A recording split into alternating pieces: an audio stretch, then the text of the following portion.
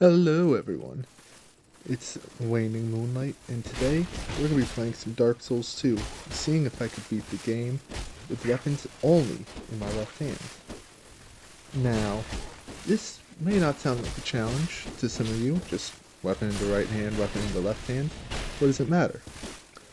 But something I learned is that actually weapons have a damage reduction of about 25%-ish if used in the wrong hand.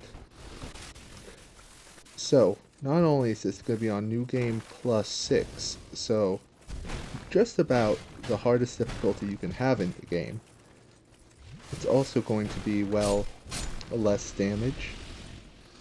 Now, I decided I'm not going to just use any old weapons. I'm only going to be use weapons that can be found in the left hand.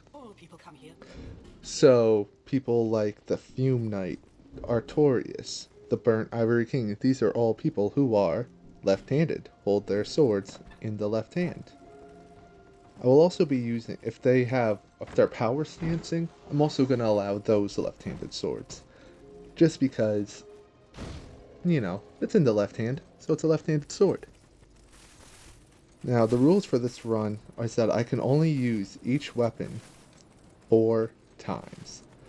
So, this burnt against a boss, each sword can only be used 4 times per boss. And I got about like 20-ish bosses to do. So that means we're going to be showing off quite a few different weapons in this run. Here first is the Royal Rat Vanguard. Just a boss on the chopping block before we get into the real first hard boss of the run.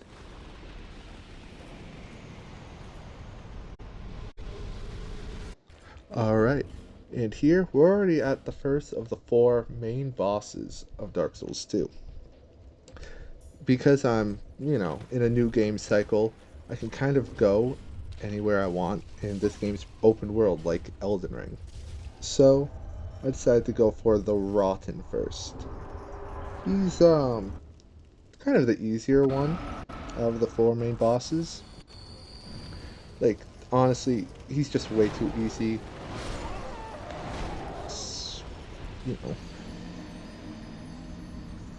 Because I mean, like, who would ever die to the Roth? And personally, I just wouldn't. But the sword I'm using, the Burnt Ivory King sword, was the first sword I decided to use, if you saw, against the Royal Rat Vanguard. And that's because the damage it can put out can be, like, even more than any other weapon when two-handed. That's because it gets that magical effect that you see when I swing it. When you one-hand it, it won't do that. It's just a normal sword swing. However, that also increases the durability it uses. So, I gotta repair it as I go along to make sure it doesn't break. But, overall, I mean, it's the Rotten. People farm this boss because they're just very simple moveset. Now, I do run out of healing, because even if the boss is easy, the amount of HP it has, if you make a mistake once a minute, you will make more mistakes, take more damage the longer the fight goes on, no matter what. Even if you are chunking HP like that. But in the end, I just have to heal up, just to be safe, and in 2 swings, our first Lord Soul is down. Now, after doing that boss, I go for the real first boss of the game. And here I use the Fume Knight's weapon. And as you can see, with it being a heavy sword, I can easily do some massive damage and knock down normal enemies. And that's going to be important for later, so keep that in mind.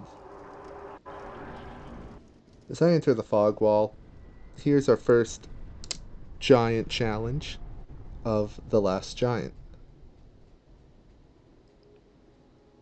Now, personally, I think this boss has a very kind of cool intro, just the shackled up.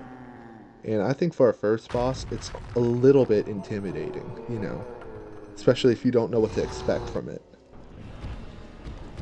Now, as you're about to see, it's kind of a pushover. I mean, 2 swings, that's 1,000 damage. So the fight, pretty easy, not even going to bother to show it. It's just repeat swing, dodge a little bit, and we're done. But after him, we're on to the next fight, the Pursuer. Giant armored up man with a cool sword that I would use, except there's one issue. He uses it in his right hand, and as we are a left-handed adventurer today, we ain't gonna do that. Now, just like the last giant, you just kinda gotta walk around him and dodge. His moveset is so predictable. I mean, barely gets scratched. Just gotta walk around him, and swipe, and he's dead. Just like that. You could also use the ballista, but you know, I just have more fun swinging. But after that, we are off. Alright, and here first off, we have the Ruined Sentinels. Now, this is a triple boss fight. And, I mean, it's a little hard and pretty intimidating for your first time going through it. I know they killed me my first run. However, this time, I was more than prepared. Just chunking their HP bar, plus a few dodges, and the first one's down. And now the other two were respectfully waiting their turn. And after a little bit, the first one will jump up. And if you wait a little more, the second one will also pop up. So this is the only one-on-one time we have till they join in. As you can see, kind of got hit. So decide to run down and top off healing. But I mean, overall, the boss fight is pretty easy. As you can see, they got simple moves, and I bring them both down. But next is the next main boss fight, the Lost Sinner. They killed me quite a bit. They're just really fast with bad hitboxes. You know, so my slow weapon wasn't working, so I switched to the Majestic Greatsword, the only sword that does not have a damage loss if it's in your left hand. If those of you who haven't played this game but have played like Dark Souls 1 or 3, this is the Artorias sword in this game.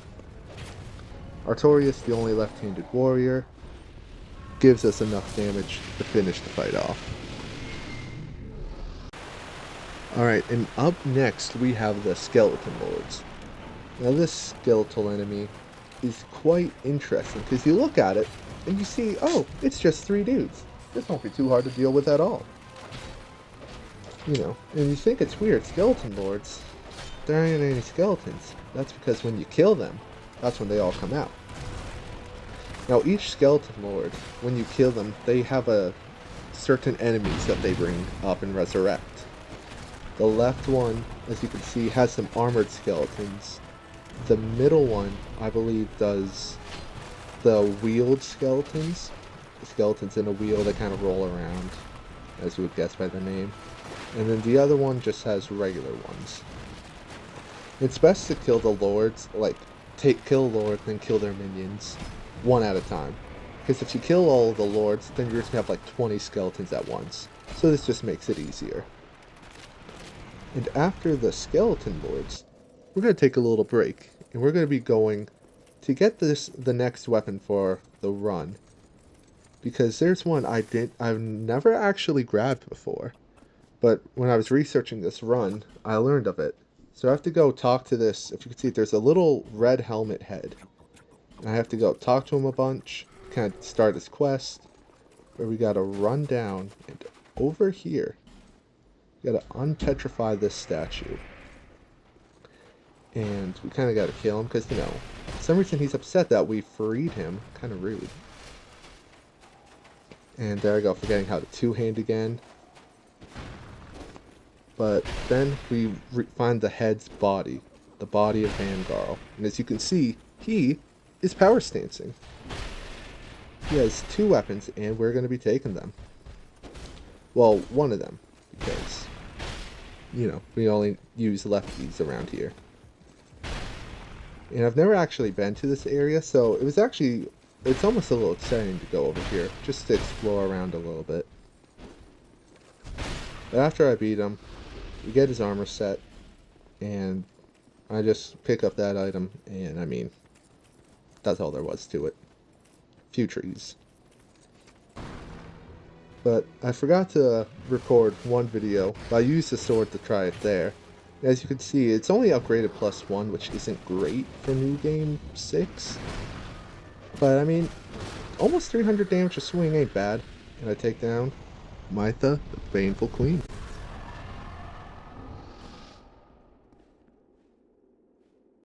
Alright, and here we're on to our third of the main bosses of this game. Now, I'm not going to show any footage of how I got here, but it was a pain. I'm going to tell you, probably a half hour to an hour in the Iron Keep. There's a reason people hate this area. But now we're on to one of my personal favorite bosses of the game, the Old Iron King. Let's just look at this introduction.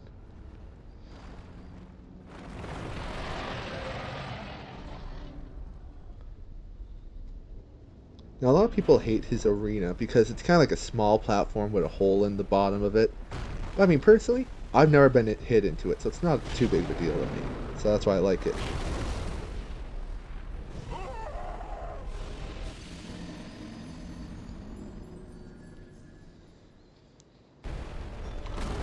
Yeah, we're just gonna, yeah, we're moving on. That didn't happen.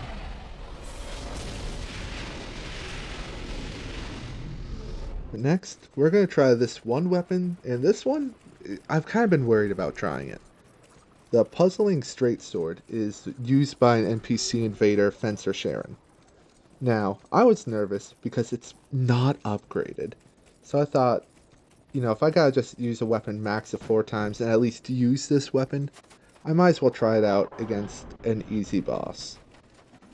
So just gotta dodge the attack, hit them, and here they are. And to my surprise, that's 300 to 400 damage per light swing. With that speed, I was amazed. This is one of the...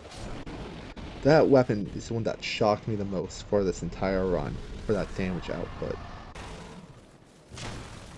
And then here, onto the next boss. I'm going to be using the final use of the Fume Knight sword. Now, I do kind of die there, but that's not the boss. It's right over here. That was just outside. And, well, you can kind of see how easy this boss fight went. Remember how I said, remember the knockdown effect? Yeah. Final use of the sword, 100% worth it. Alright, and next we're on to the fourth and final of the Lord Souls. Now, typically people bring a torch into this fight, because there are spiders, and the fire will keep the spiders away. However, the torch can only be in the left hand. So that means I can't attack if I have a torch in my hand. So I kind of have to free fight this one using this. And I was a little worried going into this. I almost wish I could have skipped it, but here we go to fight Giant Spider. And I gotta say, for the final time using this sword, it's probably the best fight to use it against.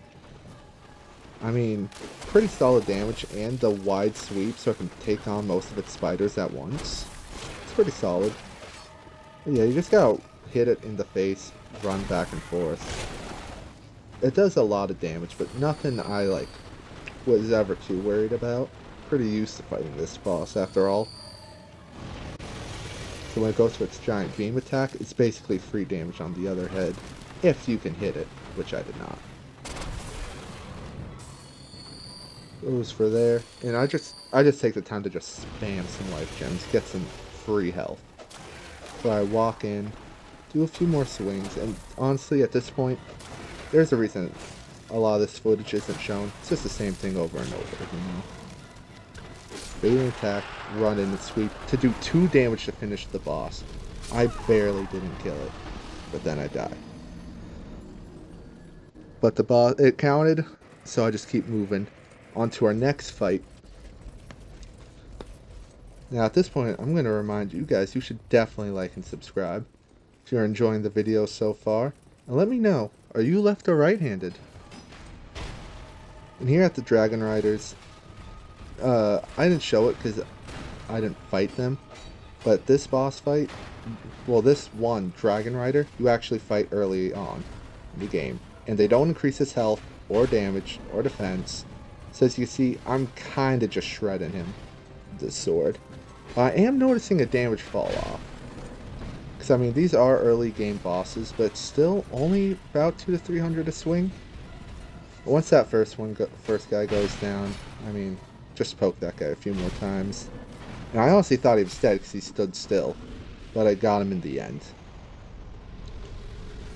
And now we're on to not probably one of my favorite bosses of the main game, the Looking Glass Knight. Now, my last few runs, he's been a bit of a pain to deal with. If you've never fought him, he has some lightning moves, he jumps around him. I've kind of had a wonky hitbox with him. But the worst part is his shield, which blocks all damage, makes spells and weapons bounce off it. So no matter what, you kind of gotta spin around him. But the presentation of the fight's pretty good, and because I used a small weapon, it wasn't too much of an issue. But he does summon in people, which makes it a 2v1. And it wasn't too hard to deal with, because I can just kind of stun lock the NPCs with my sword. And he summons twice, so that means I have to deal with 2 of them. But as you can see, it's not too big of an issue once you're kind of used to it. Now, again, it's kind of hard. It's much easier when you keep them both in your vision. But anyway, I beat him. The guy and the knight. Now go on to head to the most painful area of the game. And here on, I just cleared the Shrine of Amana. And I decided, probably don't want to see it. It was another painful area like the Iron Keep. But anyway, I decided to use my last swinging of the Burnt Ivory King sword here. The reason I'm not using the armor is because it all broke. So, just had to go back in with the typical Faram armor that most people would use. And I mean, you just gotta wait till he opens his face to hit him. I thought I was gonna be dead there, but dodged and get in a heavy attack. And then I'm on to my personal favorite boss here, Velstadt. Now this boss, I could know like the back of my hand. And I feel like if I were to practice it, I could probably do him hitless. If it wasn't for, you know, wonky hitboxes. But either way, just the presentation of this man is so cool. Or at least it is in my opinion.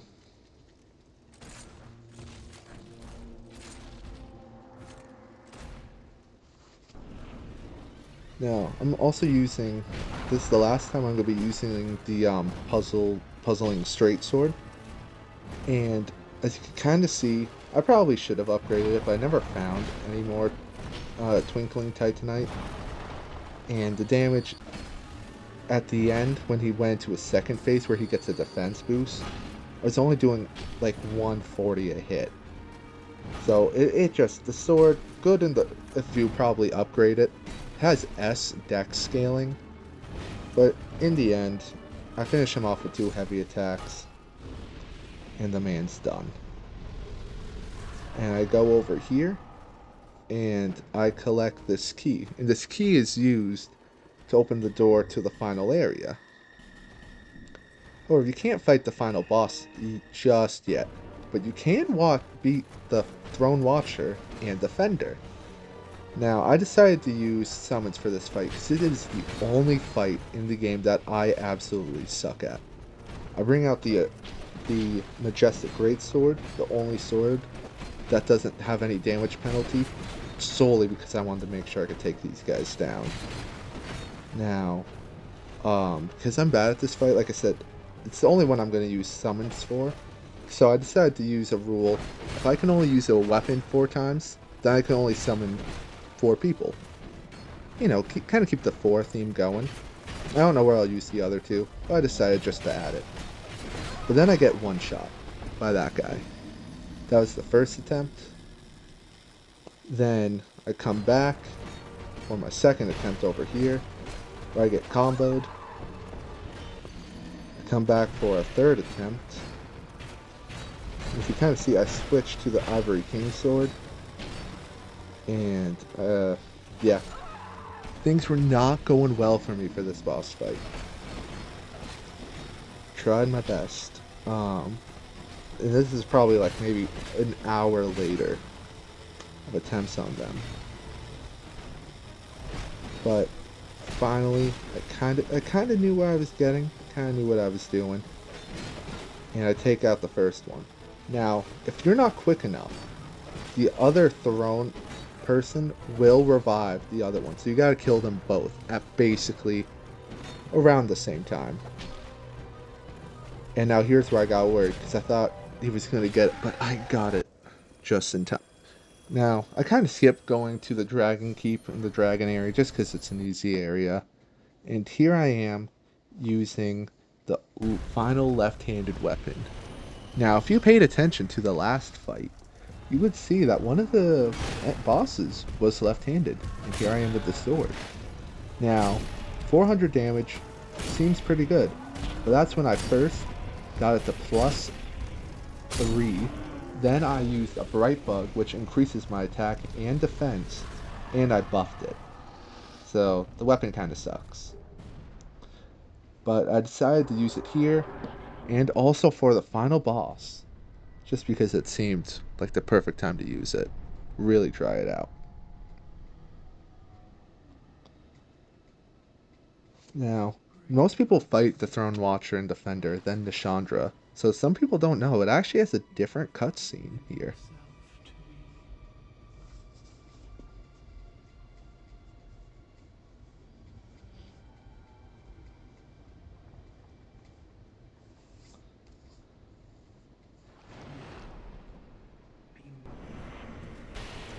Yeah, it's nothing spectacular, but I mean, kind of died to her, so kind of sucks, but whatever. Round 2 with her. And I decided to use my other 2 summons here, just because, why not? The final boss, and if I'm going to use them, might as well. I'm just going to wrap up my thoughts for the run here. It was a pretty fun run. As someone who is left-handed, it feels nice to try it. Now, I gotta say, for the weapons that suck the most, will definitely be the thrown one over here. I mean, 200 damage a swing, plus using the buff itself, it takes a lot of durability. To me, it's just not really worth it. But the next weapon that kind of sucks, I will hate to say, is the Fume Ultra Greatsword. It's just so slow. Against regular enemies, it's perfectly fine, perfectly usable. But against bosses, it is not your best choice. The Puzzling Straight Sword also, I gotta say, a lot better than I expected. It was getting 200 damage for my scaling with about 60 dexterity. So that's pretty solid.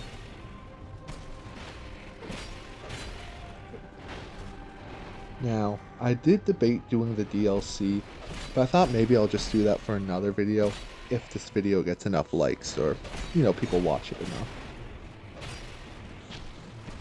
But in the end, it's just my last summon gets killed, so it's just me and Nishandra. And I mean, her moves are pretty simple. I just gotta swing a few times. I buff my sword, just because. And then I go for the last one. And there we go. Beating Dark Souls 2, only left-handed. I debated looking human for the final one, but nah, I just go for the finishing cutscene. And thank you all so much for watching this video. If you enjoyed it, like I said, leave a like and subscribe. It would mean a lot and help me be able to do more stuff like this. Have a good day. And thank you again for watching. You who link the fire. You who bear the curse. Once the fire is linked, souls will flourish anew, and all of this will play out again. It is your choice to embrace or renounce this.